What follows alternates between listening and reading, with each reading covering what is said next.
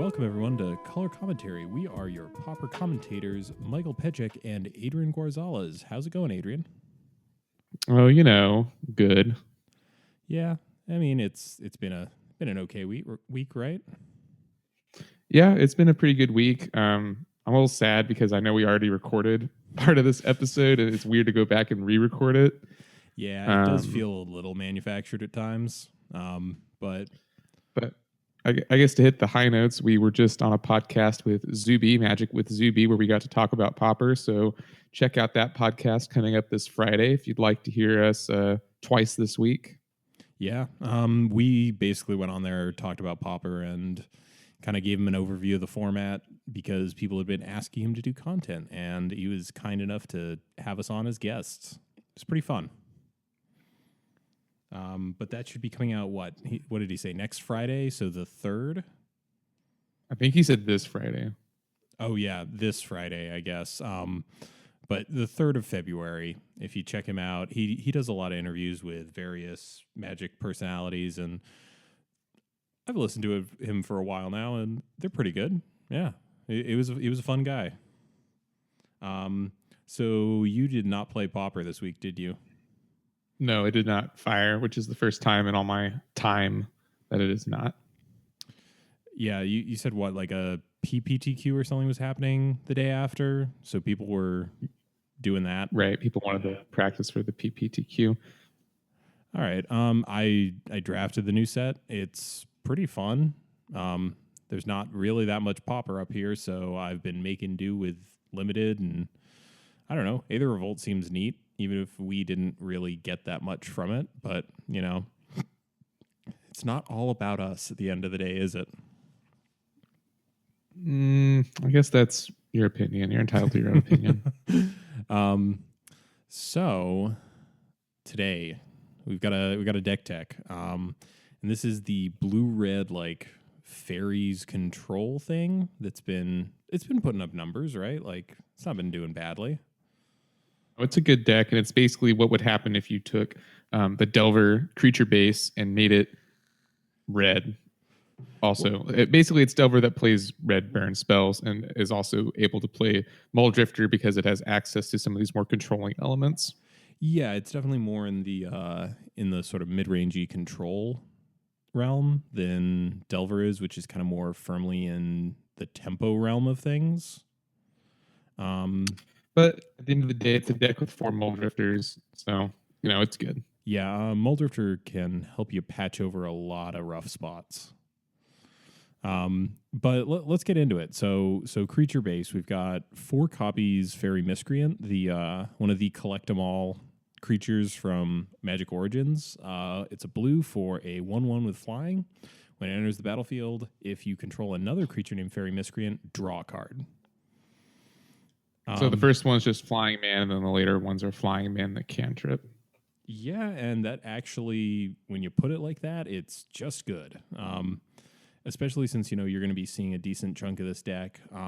It also cares about fairies, so having 4 of these guys helps up your count for the next card. Spellstutter Sprite. 1 in a blue, 1/1 flyer, flash. When it enters the battlefield, counter a spell if its converted mana cost is less than or equal to the number of fairies you control. And this is a Delver staple, right? Mm-hmm. Both of those are big in the Delver deck. This card was, of course, much better when we had Cloud of Fairies, but I don't think that was for good reasons, right?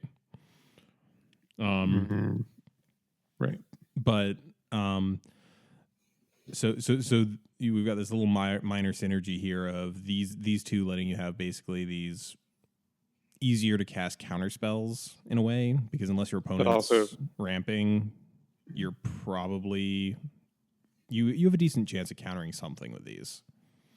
They also let you draw more cards, which is good. So, and in fact, I think when we were talking about this deck a little yesterday, the only creature that doesn't draw you a card is a Spellstutter Sprite, which you can use to counter stuff. So it's still a 2-for-1. Yeah, or a 1. It's a 2-for-1, yeah, right? It's gonna let you maintain card parity, if not card advantage. It's a 1.5 for 1. Yeah, and So then there's 4 Seagate Oracles, the 2 and a blue, 1/3. When it enters the battlefield, you look at the top 2 cards. One goes to hand, one goes to the bottom of the library. So it lets you sleight of hand with a body. And this is just like a solid card. Like a 1/3 is a surprisingly good body in this format because we've got a lot of like 2 power things running around. Yeah, and it's really good because it helps you it's card filtering. I mean, you still draw the card, but you have to put one on the bottom. So it's a very solid card. It works well with actually all these cards combo with our next card, Ninja the Deep Hours. Mm-hmm. A 4-drop 2/2. 3 and a blue. However, it's of course extremely good because it has the ability ninjutsu, which is if a creature is unblocked and attacking, you can pay 1 and you to return that creature to your hand and put the ninja into play, tapped and attacking. And when it deals combat damage to a player, you draw a card. So Fairy Miscreant, Spellstutter Sprite, Seagate Oracle, and even the Mole Drifters are good if you do this with them because then you can replay them and draw more cards. Yeah, this kind of just because everything in the deck ETBs having an Ophidian style effect where you're going to get to draw cards when it hits, on top of being able to reuse stuff with pretty solid ETB triggers, is pretty much just upside. And again, this is another Delver regular. And then as you mentioned, there's just 4 Mole Drifters. Just slap them in, right? Like it's just good. We were talking yesterday. It's the creature that defines the format. Yeah. Variably, like there are times when it's not been as great, but it's always at least like middling, right? I need to finish picking up my promos. Yeah, the promos of it are weird because the original art was weird, but the promo art is weird in a completely different way. It's, I don't know. I guess it's supposed to be a flying fish thing, but it's an elemental, Mike. Yeah, Lorwyn got real creative with art for these, but oh man. They're cheap right now. Oh, are they? Like $5. Huh. All right, let's move into the spells. So this one's a little shocking to me. 2 main deck Dispel. So Dispel, blue, instant, counter target, instant spell. You know, I actually don't hate it because Marasatron is like one of the best decks right now. And that deck has a pile of instants that you would rather than just not be able to use. Yeah, I was going to say, like, is this just a really solid meta call right now with the sheer amount of instants running around? Like, Marasatron, you know, obviously has the namesake Pulse of Marasa in it that's fairly important. You've got... I'm actually of the opinion that it's never bad. Like, in a deck like this, it never feels bad in main deck Dispel. You know, like, there's so many relevant instants in the format. Yeah, but like I'm just like trying to think through. Like, there's also Rally the Peasants in Koldatha Boros. What other things are hot right now? Ghostly Flicker in the Dimir Flicker deck. You know, Galvanic Blast, Lightning Bolt, and Counterspell. Yeah, true. Like, it does let you win those counter wars really well. So yeah, kind of an interesting pick, but definitely can understand why, given, you know, instants do play a pretty big role and perhaps a bigger role than usual right now. Then we got 4 Flame Slash, red, sorcery, deal 4 damage to target creature. What doesn't this hit in the format? Gurmag Angler and Gearseeker Serpent, I think. I guess Ulamog's Crusher. Yeah. I think are the only 3 creatures that really it doesn't hit. Or like sometimes you're going to get goozled by like a big thing out of Stompy if they keep piling up buffs on it. But it's also a sorcery, so you're not really interacting when they're buffing it. You're hopefully killing it on your turn and either making them waste a buff or, you know, them just letting it go, right? Right. Yeah, it's just an all-around good card. It's probably, even though it's a sorcery, it's probably the best value on a burn spell you can get. Yeah, without other requirements that sort of warp your deck building, like Galvanic Blast, which kind of prices you into running the artifact lands and other right. This deck has no room for them. Yeah. Right. And then we got 4 Lightning Bolts, just red, 3 damage to a creature or player. It gives the deck a little bit of reach. It's also pretty solid removal, right? And I think this is definitely a deck that, like, yeah, sometimes you'll be able to bolt your opponent out, but this is definitely a deck that wants to leverage its burn spells as removal. Next up, Preordain. Blue, scry 2, draw card, sorcery. Just It's kind the of best blue cantrip, right? is it? I keep I think it waffling is. back and forth between it and Ponder. They do So what fundamentally different things, but really makes Ponder better, in my opinion, is if you have access to good fetch lands, because then you can Ponder, take the best card, and shuffle the other two away. Whereas with Preordain, you do get to select what goes on top and what goes on the bottom, even though you see one less card.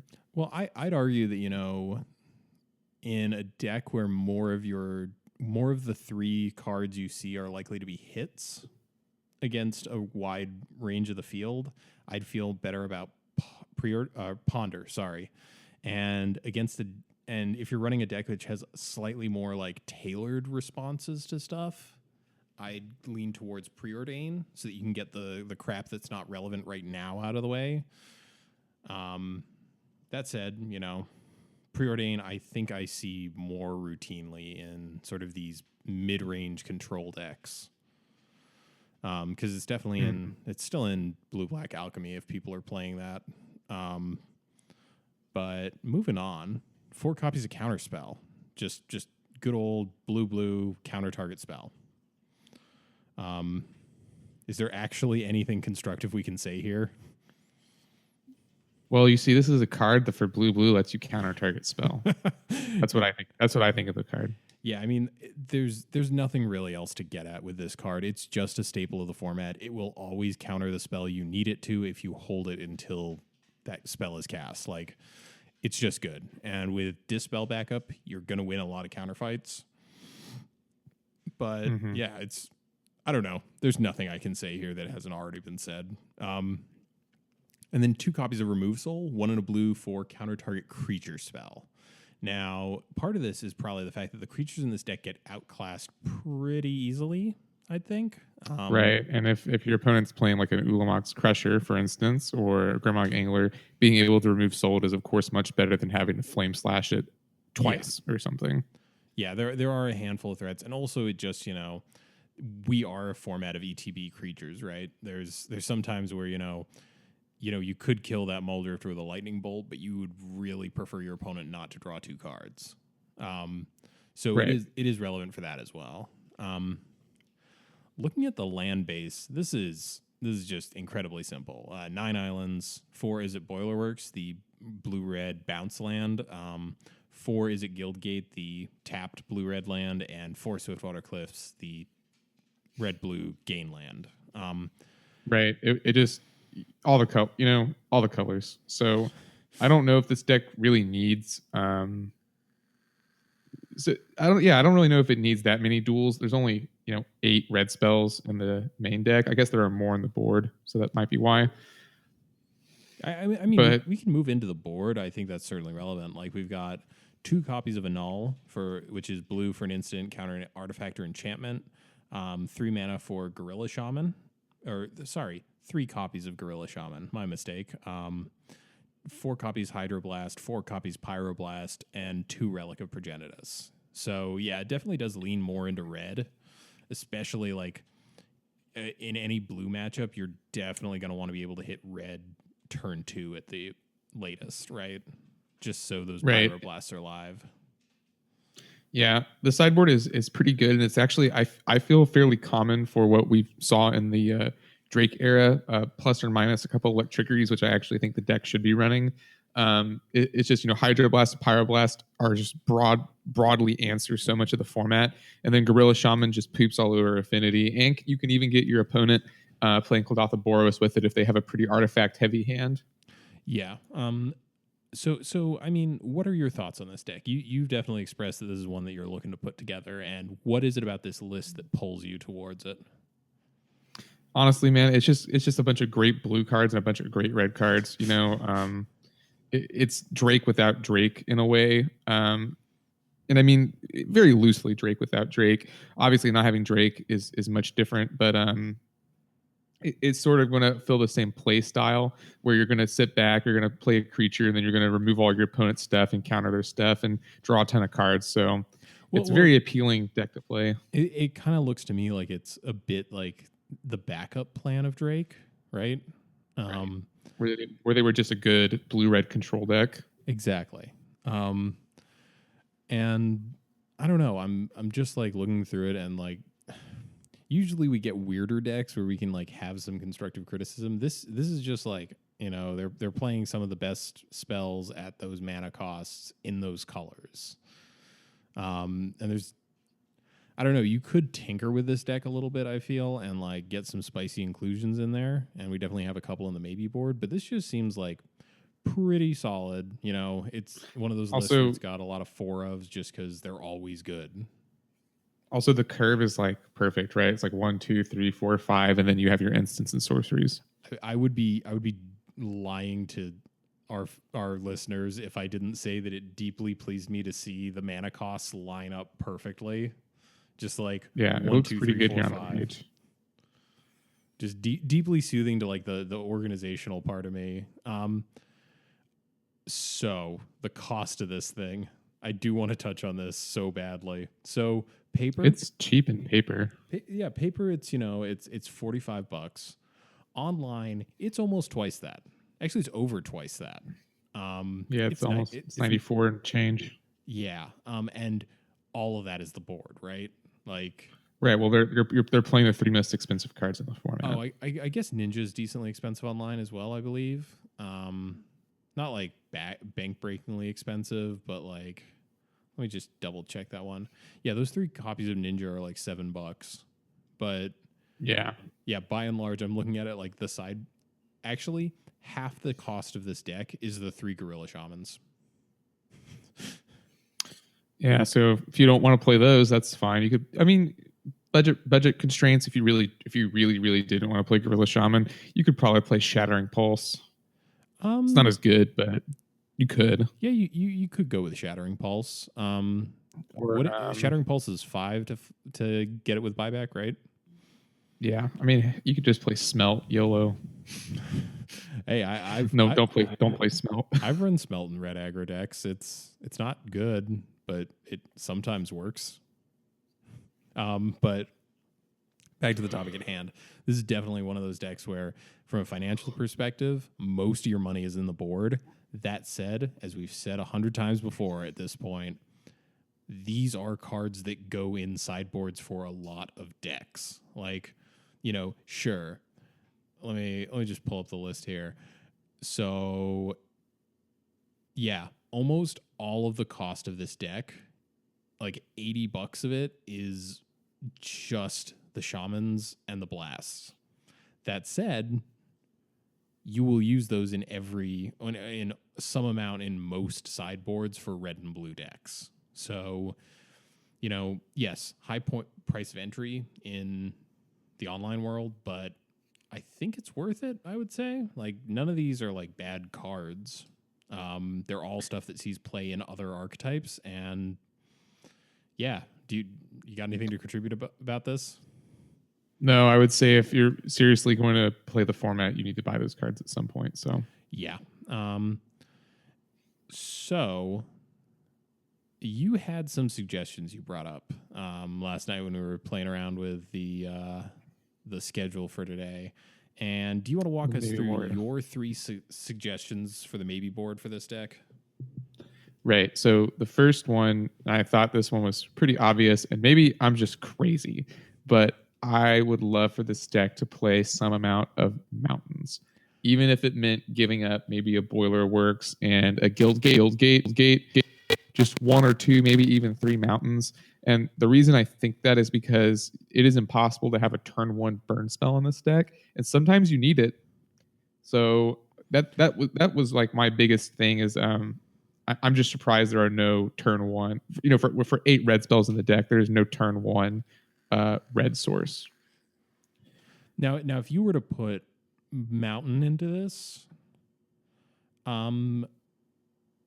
what would you consider running some fetches? No, I don't think this deck really needs fetches. I just, there are times where you want the untapped red source, but which is why I don't think you need a fetches. Otherwise, you might as well just run the tap ones.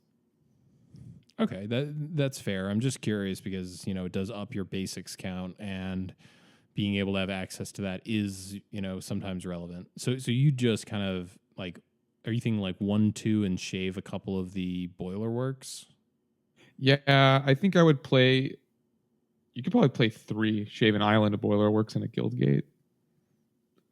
Okay, And yeah, I that know that that seems fair to me. there's only one double blue card in the whole deck, and it's the 4 counter spells.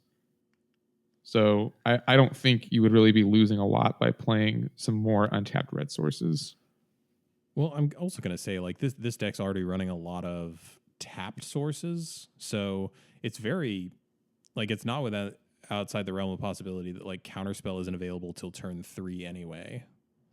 Right. Um, So I might play so around so with that yeah. a couple of extra mountains.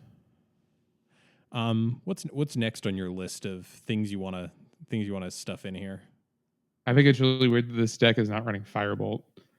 That's an incredible deck card in the control decks, especially if you have access to 4 Karus.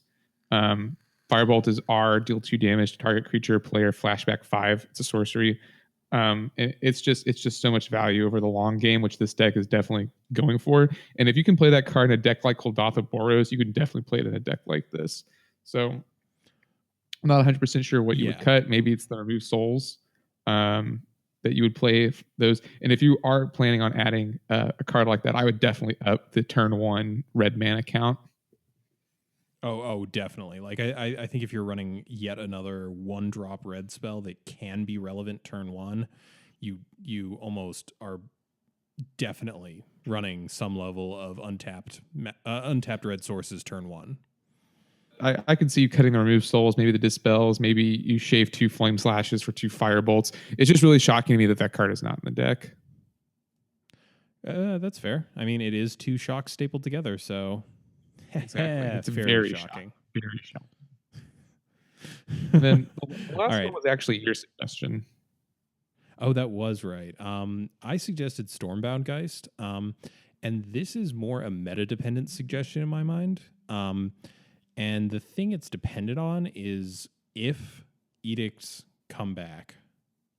And right now, like we're experiencing like a period where not a lot of black decks are doing super well. We've definitely got a lot more diversity in the format, and edicts are not, top dog removal anymore.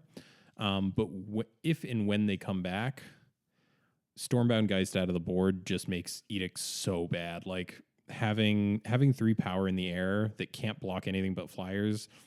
That second bit is just flavor text. It just says find 2 removal spells, or I'm going to start beating your face in with this.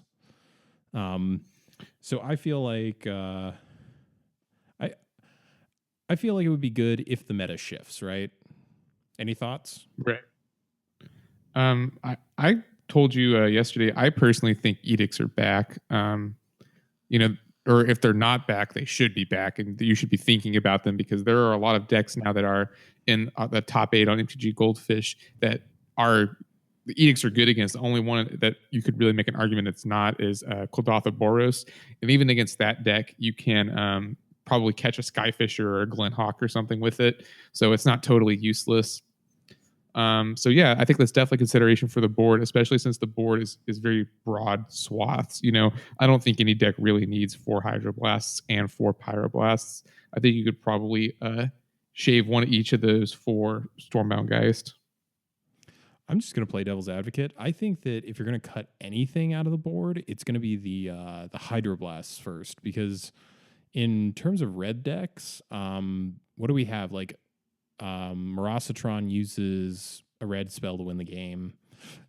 And apart from that, like it's what burn Affinity, and I guess. yeah, I guess affinity.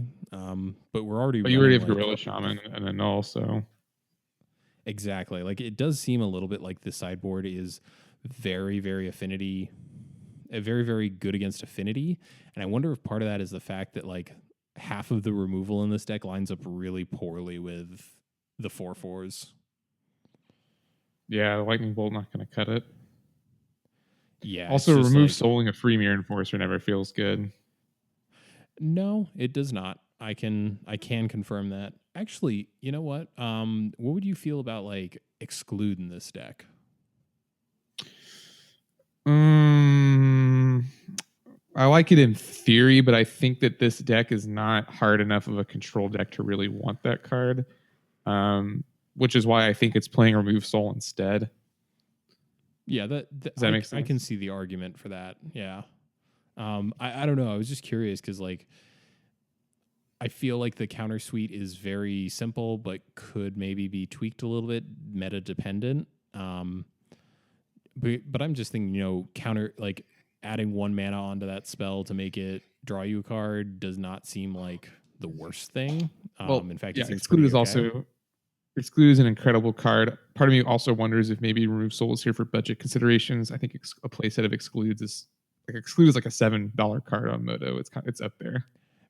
Yeah, for reasons that escape me, because I'm just going to going to go on a little bit of a tangent here. If they bring back invasion block drafts, you should do them. They're actually really, really good. It's one of my favorite draft formats of all time, and Exclude is at common. So if you want to draft control, you sure can.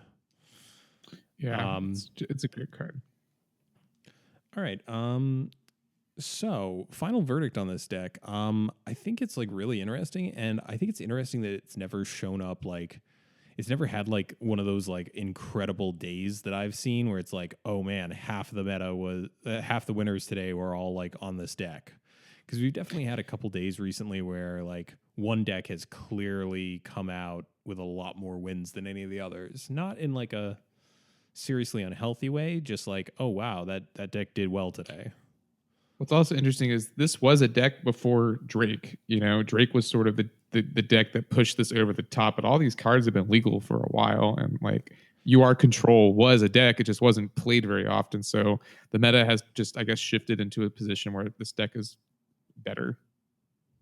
And that actually gives us a good shift into our discussion topic for today.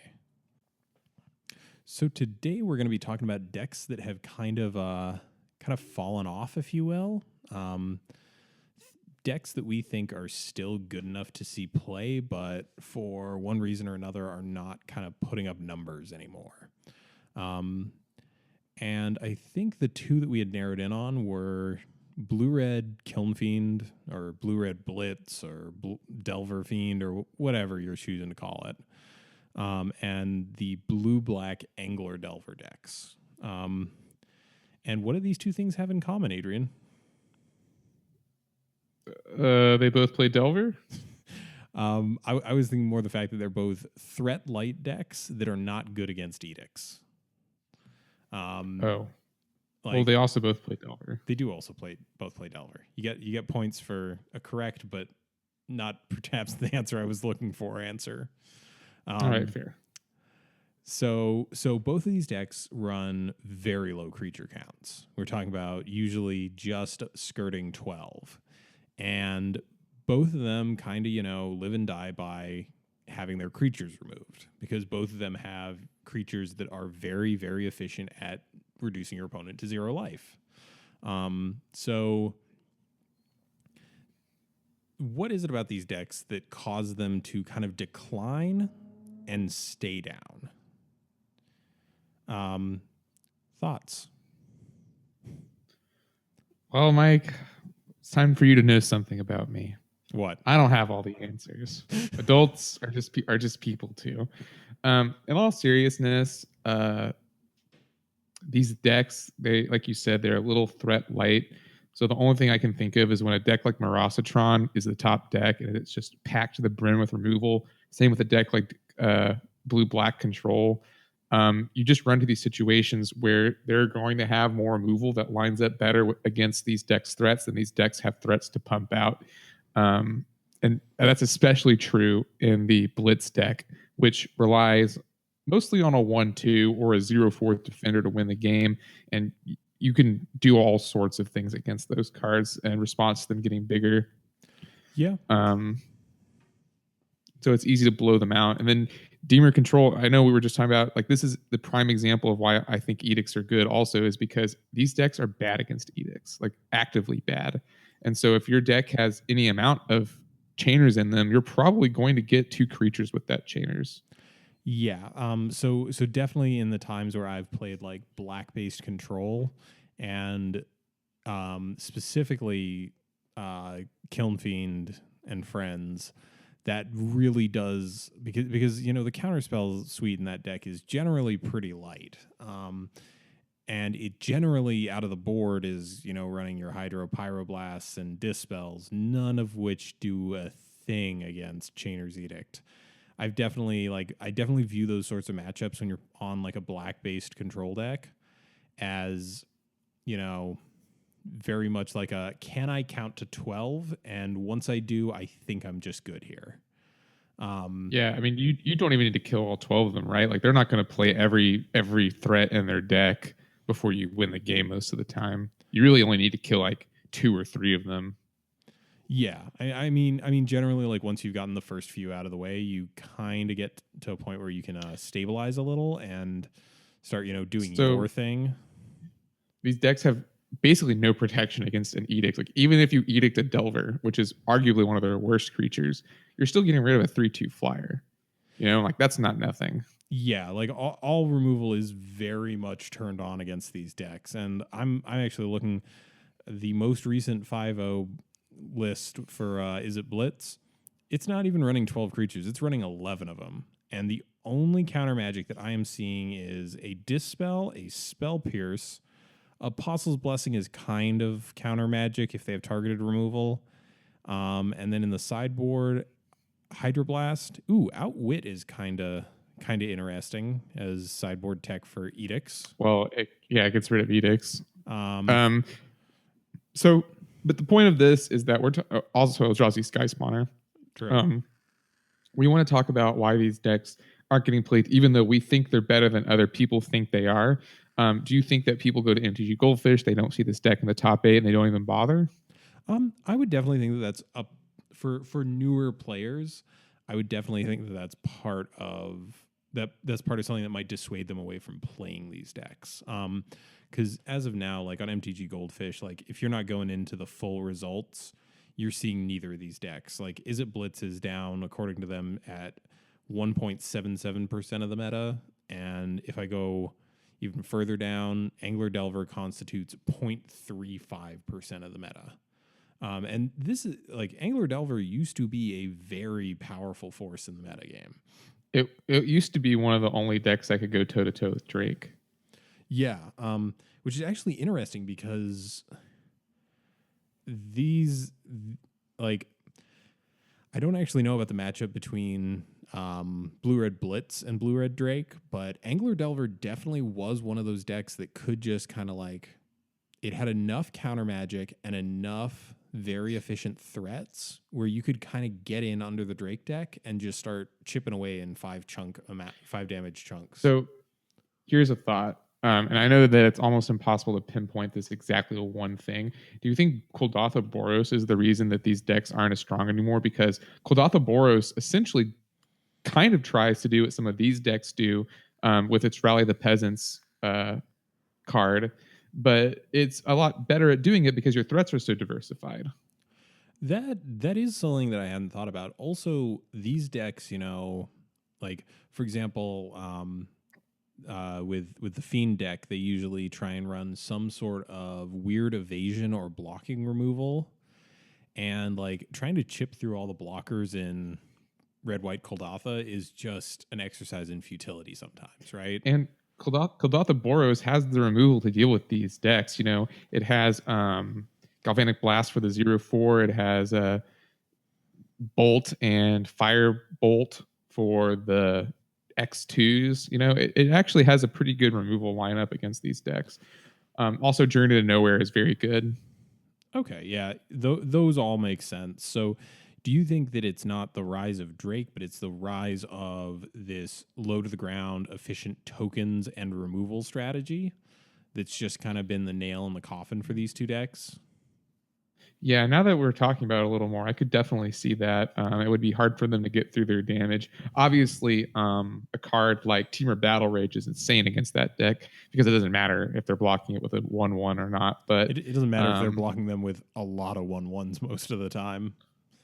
Right, So exactly. But I could see an argument that the removal package in the Kuldotha Boros deck lines up very well against these two decks, I and also can, the Is It Blitz deck. Kuldotha Boros basically doesn't have to worry about Gurmag Angler and company, because it can block Gurmag Angler all day, and it trades with all the Delvers. that's true. These are both decks, however, that outside of the blue portion of them, both get effects that, while we've talked about it before, -1/-1 or 1 damage to all creatures doesn't always wipe the board. Kiln Fiend does, like, that's a blue red deck. You do have access to Electrickery, and Angler Delver does have black in it, so it does have access to Shrivel. Right. Well, let's also talk about these decks versus the top dog right now, which is Marasatron. How do you think that matchup is for them? So with I would say Marasatron as the control deck is probably better. Sorry, go ahead. Yeah, I'm just thinking through this. Like the Marasatron lists that have been doing well recently have kind of steered away from the black splash that some of them were running with, like a couple Chainer's Edicts and Evencar's Justice.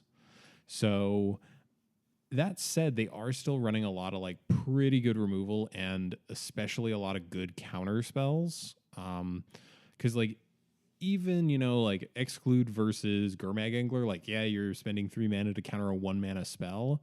You're still cantripping off of it, and your lands are sometimes soul lands. So I could definitely see like Marasatron also being a bit of a problem. However, Marasatron, as you've mentioned, is kind of top dog right now, depending on the exact slice of time you're looking at. And I definitely feel like people in the following like weeks are going to start gunning for Marasatron. And when you start seeing people metaing for the number one control deck in the format, if that goes down, does that give these two decks, a little bit more reach and a little bit more like shifts, their overall chances of that 5-0 from like 40% to 50%? Because that could be all it needs, right? Right. I don't know. But I could see that. yeah, I mean, man, I wish we could have gotten Austin player Garrett on the show or no, Kevin. Sorry, we had two brothers at Pat's Garrett, you can come too. Whose names I always mistake, even though like I've probably known them for about a year now. Kevin, yeah, even though you're your best friends. My God, Kevin is very, very much a Angler Delver player, and he really loves the deck. And I'd love to get his take on this at some point. Just because, yeah, the deck has kind of fallen off. He still gets good results with it in a local meta, and I guess, do you think part of that is the fact that like the paper meta is so much different? Well, the Pats meta is so different, yeah. right? Well, I mean, for example, yeah, I can see that. He's also, you can also play a bad deck, and if you're a really good, or a badly placed deck in the format, and if you're a good pilot, you'll probably win. Good pilot, lucky breaks, all that good stuff. I think he is, for what it's worth, a very good pilot of that deck. So I think that does definitely, and he's definitely put in like hours and hours with that list. So he kind of knows the ins and outs of that more than I'd say your average player does. And it's definitely a boon in his favor. But I definitely love to pick his brain about his feelings about that deck in the current sort of state of things, because these are both like, I was joking. I was telling someone I think right before I moved, and I don't think I've ever cast a Delver in paper. Like I own them. I don't think I've ever cast them once. Well, look at you elitist. It's not even like an elitism thing. It's just like I realized the other day, like I don't think I've ever played a Delver deck. Like I have parts for most of them, and I could, but I just don't think I've ever gotten around to playing one of them. But I don't know. So are there other decks that you think, so what do you think it takes for these decks to come back in force? I'm thinking. I think it's going to take a shift in the meta that favors hyper aggressive, all in aggro strategies. the kind of which we just currently don't have. Okay, The kind of meta we currently don't have. They were really good in Drake because you needed to go under Drake before they could combo, but the removal suite and the new control deck Marasa Tron is just very varied, and they can gain life and they have access to Moments Peace, and like it's just a lot harder to sort of go under that kind of deck. So let me hit you with this. Sometimes, there are some hands out of Angler Delver that I've seen where it plays very much like a control deck versus an aggro deck, because it is threat light. Like, you do have a lot of non-creature spells that are either removal or counter spells. And sometimes it just kind of sits back and plays the defensive game. Do you think that maybe a shift of this deck to somewhere like a little bit closer to what the blue-black alchemy decks were doing, where you kind of go a slightly more controlling route with it instead of relying on just going turn 1 Thought Scour, turn 2 Thought Scour, Angler? Like, do you think maybe slowing the roll on this a little bit and getting it to be a little bit more controlling could help out Angler Delver? But then you're just playing a different deck, right? I mean, that's fair, but the card. What I'm getting at here is the cards in it are all good. It's just maybe the configuration of it needs to be tweaked a little bit for the current meta. I could see that. I see what you're saying. Yeah, because I'm looking at a list here that 5-0'd a couple weeks ago, and every card in this deck is like solid. There's definitely some niche ones like Mental Note and Thought Scour don't see a lot of play outside of this deck, but by and large, most of these cards are just good. So I'm wondering if a shift to a slightly more control based version of this deck might give it a chance to really push through for those 5-0s more so. The other option is people could just not be playing this deck because they're not interested in it. That's definitely something we haven't touched on. Like, at the end of the day, like, we only see a fraction of the decks that get played. Like, it could be more that no one's playing the deck, so it's not 5-0ing, then this deck is bad, so it's not 5-0ing. Well, right. The other problem is, right, what if this deck is 4-1ing all the time? We just don't know. Yeah, like because as you pointed out, like, this deck does kind of have a rough time against something like tokens, because even if you resolve one of these threats, like Delver of Secrets trades for half of a Battle Screech, right?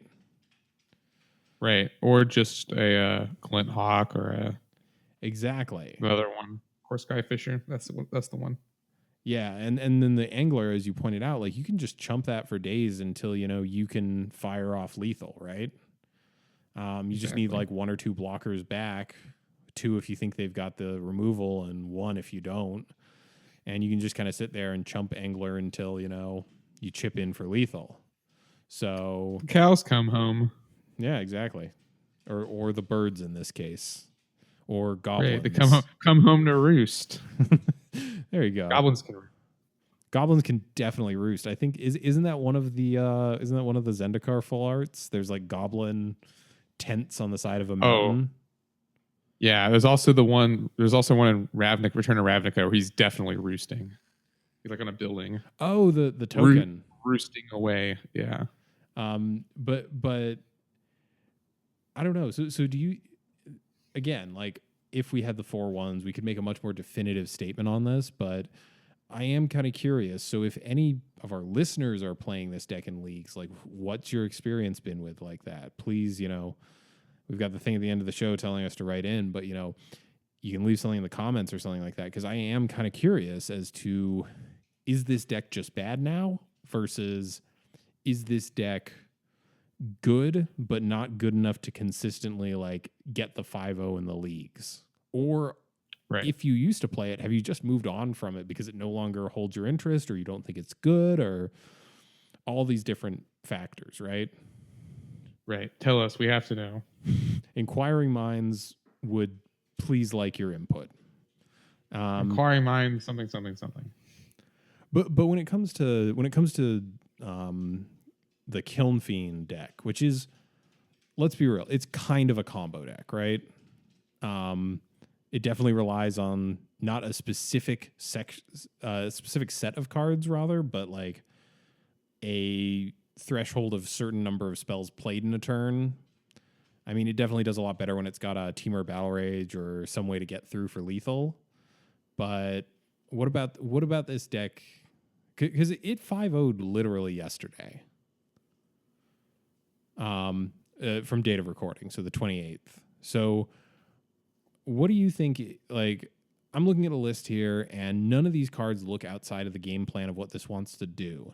Like, do you think maybe upping the counter suite in this and making, again, slightly more controlling so that it's not so soft against counters?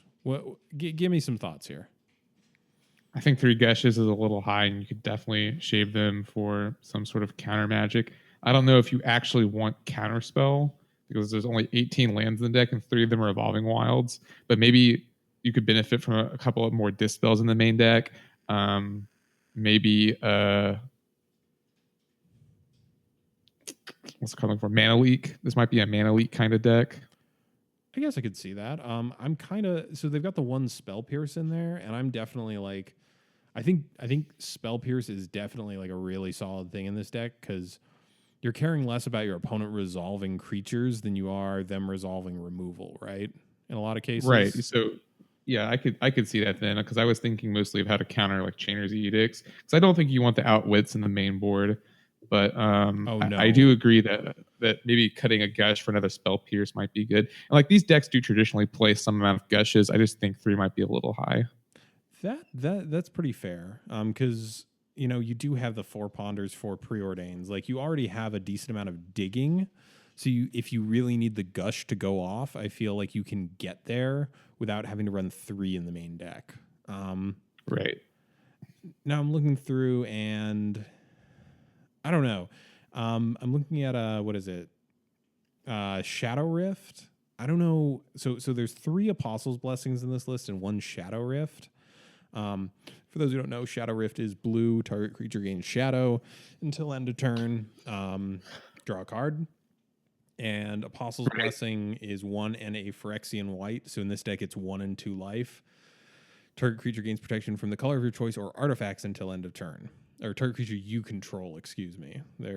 I've been in situations where I've not been able to make my opponent spell fizzle on their own creature with that. But where do you fall on this? Do you think this deck should just, because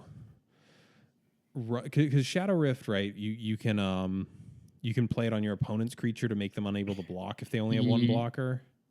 Yeah, that's the main reason I think to play Shadow Rift. Most cases, it's worse. Why wouldn't you just play the Apostles' Blessing?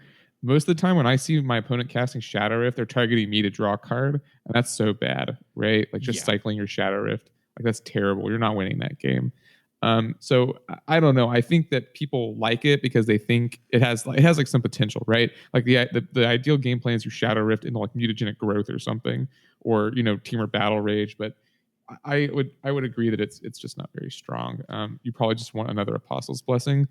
But I do understand why people keep playing it. Yeah, I think also in the sideboard of the list I'm looking at, there's a couple of Eldrazi Sky Spawners. I could, potentially make the argument for those being main deckable. They still do present an evasive threat, albeit a much, much slower one. But I feel like with the mutagenic growths in here and the reckless charge in there, like you could get in like a decent chunk of damage with those and perhaps make your combo turn less necessary. Like you don't need to have that turn where you just go off and cast 15 spells in a turn or what have you. Thoughts on that?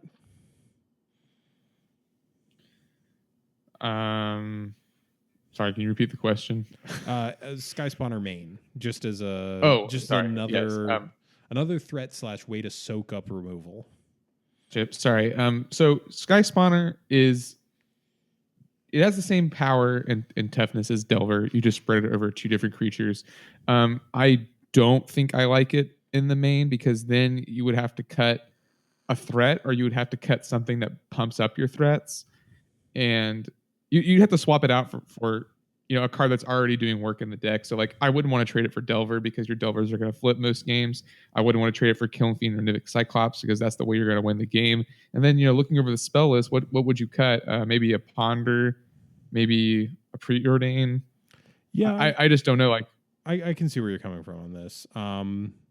I don't know. I just thought it might be an interesting thing to get in there just with another threat because, I kind of joked earlier about how playing against this deck as a black-based control deck is just a matter of counting to 12 and going from there. Right. But the problem is the deck seems pretty unmovable. I would just hesitate to cut any of these spells, and like you definitely can't go lower on creatures or lands. But if you were really going to put like maybe 2 Eldrazi Sky Spawners in here, if you're like Adrian, you have to do it. I would cut maybe a Gush and a Ponder. Okay, that's fair. Just like going down on the card draw a little bit. Because so the other day I was having a conversation with Jason J Siri 84, known associate of the show, and he was saying that he thinks that he was kind of the inspiration for me bringing this topic up. He was like, he was facing this in a league and he commented about how he thinks this deck should be played more. And we kind of got onto this discussion of, people who are really proficient with Delver Fiend make this deck stressful to play against. Well, yeah, because you never know when they're going to just kill you. Yeah, and I've definitely run into people who will just like kind of run out creatures whenever they can and, not really kind of run them into removal. But knowing like when to like hold on so that, your opponent's unlikely to have removal on their turn and your guy's going to survive the turn cycle. And even the fact that this is playing Reckless Charge, which grants haste. Because like turn 3 Kiln Fiend into Reckless Charge, you're swinging for 7 with haste. Right. For 3 mana. Right. And that's not nothing. It's basically a Ball Lightning, right? Minus the trample. Yeah, Ball Lightning also is less damage, right? Ball Lightning is 6. Yeah, Ball Lightning is a 6/1 trample haste sack at end of turn. So, it's, I would say the closest comparison is you spent 2 cards to make your own Ball Lightning. But right, and then it sticks around.